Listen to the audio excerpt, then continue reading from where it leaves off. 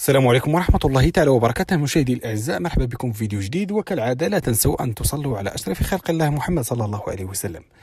نبدأ في موضوعنا اليوم، والذي سوف نتكلم حول الفساد الذي يسري في دماء بعض المسؤولين المغاربة، بحيث أن تعليمات سامية من صاحب الجلالة لمجلس الأعلى للحسابات على أنه اللي غلط الفالطة بالكبوط، اللي غلط الفالطة بالكبوط، وأنه أي واحد شفار، اي واحد فاسد في المنصب ديالو وما كيقومش بالعمل ديالو.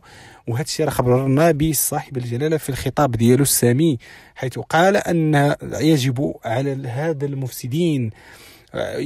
هؤلاء المفسدين، هؤلاء الذين ليس لهم ضمير مهني، ان يتقوا الله في هذا البلد. وقد أعطيت أوامر سامية لدريس جطو رئيس مجلس الأعلى للحسابات على أنه الفالطة بالكبوط، اي واحد حط يديه على المال العام ديال المغاربه، ديال الفقراء، اللي كيمص في دم الفقراء، على انه مصيره عكاشه ولا العرجات، هذه التعليمات اتت في ظل الاستنكار الكبير الذي عبر عنه الشعب خلال وسائل التواصل الاجتماعي، حيث أنها بلغت للملك محمد السادس وأعطى أوامره، لأن صاحب الجلالة راعي هذه الأمة لن يترك فاسدا واحدا في هذه الدولة إلا وعاقبه، إلا وأدخله السجن.